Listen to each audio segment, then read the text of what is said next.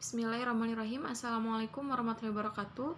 Perkenalkan, nama saya Sri Rohaliza dari kelas C, akan mempresentasikan laporan observasi yang dilakukan oleh saya dengan kedua rekan saya.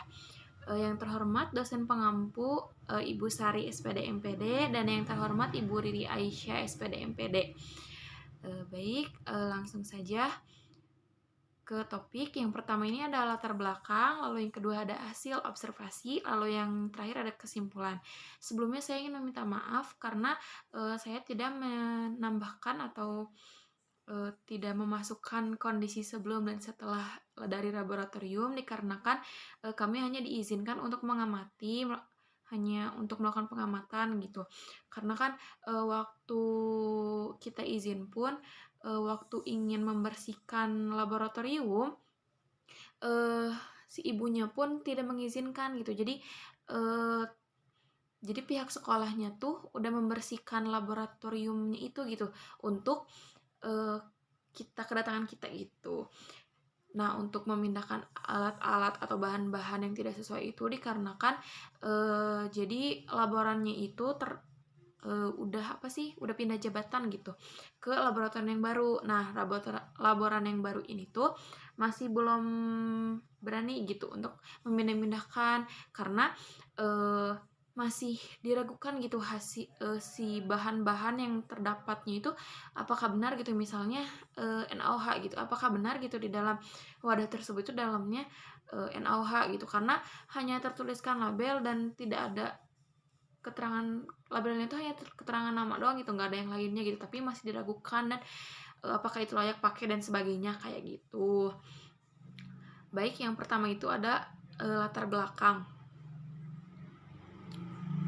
Nah, seperti yang kita ketahui, laboratorium merupakan tempat untuk melihat, mencoba, menguji, menilai konsep-konsep sains yang bertujuan agar para pelajar memperoleh pemahaman yang lebih baik tentang sains. Nah, sebenarnya ada banyak banget definisi menurut para ahli, tapi dapat disimpulkan bahwa laboratorium adalah suatu tempat yang digunakan untuk melakukan percobaan maupun pelatihan yang berhubungan dengan ilmu fisika, biologi, dan kimia atau bidang ilmu yang lain, yang merupakan suatu ruangan tertutup atau sebuah ruangan. Nah, tetapi bisa juga gitu di ruangan terbuka seperti kebun dan lain-lainnya. Lalu selanjutnya ada hasil observasi. Nah, yang pertama itu ada kelengkapan laboratorium ya. Kelengkapannya itu eh, ada yang terlihat masih bagus atau kondisinya itu baik gitu. Tapi ada juga yang rusak gitu, kayak misalnya lemari asam. eh, Lalu ada juga yang rusak itu kayak misal pipet tetes yang karet itu udah sobek, yang kayak gitu-gitu. Tetapi kelengkapannya sudah dapat dikatakan itu lengkap gitu, karena ada banyak banget peralatan, alat dan bahan dan sebagainya gitu. Lalu di laboratorium ini kapasitasnya diperkirakan dapat menampung kurang lebih 32 siswa. Seperti itu. Lalu selanjutnya ada organisasi laboratorium. Nah, di mana laboran ini dilaksanakan oleh guru kimianya sendiri. Jadi, guru kimianya itu yang mengkoordinir laboratorium dari kimia gitu.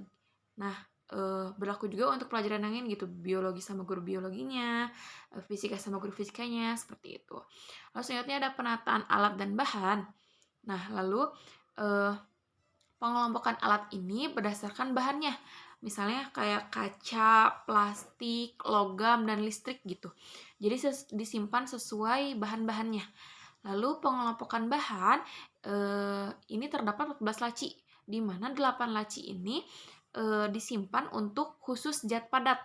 Lalu ada sebanyak 6 laci, sisanya itu untuk penyimpanan zat cair. Selanjutnya itu ada pengetahuan bahan kimia. Nah, pengetahuan itu sudah ada dengan dilengkapi tempat penyimpanan bahan praktikum, zat padat, dan zat cair. Lalu juga ada label keterangan gitu di lemari-lemari tentang apa aja sih yang ada di dalam lemari tersebut. Lalu ada pun simbol-simbol tentang sifat dan bahaya yang ditimbulkan oleh bahan kimia gitu.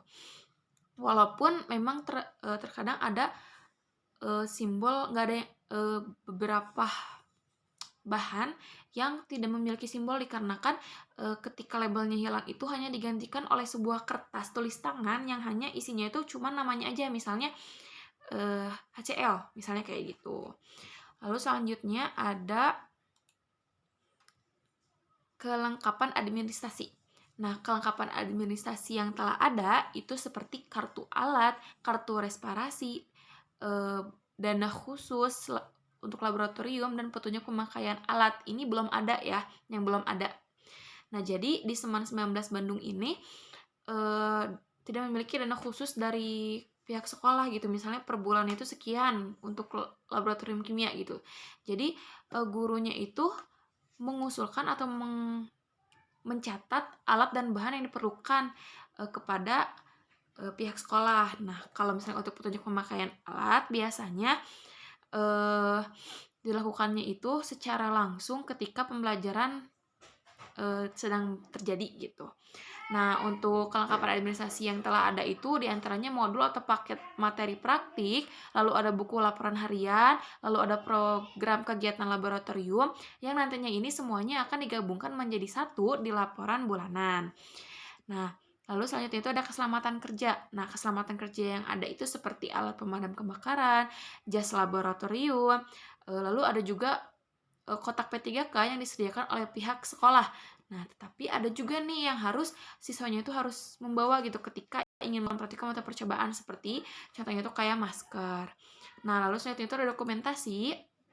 Nah, dapat dilihat ya pada gambar pertama ini seperti yang tadi saya bilang, kalau misalnya di laci pertama sampai laci 8 ini isinya zat padat semua. Nih di bawahnya ini ada kaki 3, terus ada neraca yang kayak gitu. Lalu di gambar kedua ini di laci ke-8 sampai laci 14 ini merupakan penyimpanan zat cair. Nah, di bawahnya itu yang di laci 15 itu terdapat indikator asam basa, kertas lakmus yang kayak gitu disimpan di situ. Lalu di gambar ketiga terlihat ada lemari untuk penyimpanan alat, baik kaca, ada juga kayu, misalnya penyepit kayu, terus ada yang karet ya. Nah, lalu di gambar keempat ini ada lemari asam. Nah, di Semen 19 ini udah ada lemari asam, tetapi lemari asamnya ini rusak gitu. Karena salah satu petugas sekolahnya itu mencabut secara langsung gitu, tanpa ada pematian tombol-tombol gitulah kalau kata ibunya mah, katanya kayak gitu. Lalu yang terakhir ini, gambar terakhir ini memperlihatkan ruangan laboratorium yang terlihat cukup luas ya. Di sana ada 4 meja, di mana satu mejanya itu terdiri dari 8 kursi gitu. Jadi totalnya 32. Tapi jika satu kelas itu lebih dari 32, sudah disediakan kursi di belakangnya gitu kalau misalnya kurang. Nah, terlihat juga di sebelah kanan itu ada laboratorium. Mohon maaf, bak cuci sebanyak 4 di sebelah kanan, dan di sebelah kiri ada 4 juga. Nah, di pintu belakang ini, di sini ini itu tempat gudangnya. Nah, tempat menyimpan alat dan bahan nih. Jadi gambar 1, 2, 3 itu disimpan di ruangan tersebut. Lalu selanjutnya yang terakhir ya ada kesimpulan. Nah, dapat disimpulkan bahwa laboratorium kimia yang ada di Seman 19 Bandung ini dapat dikatakan sudah lengkap dan rapih. Kan tetapi memang ya ada juga gitu yang belum rapi, terus ada yang kotor, yang kayak gitu-gitu.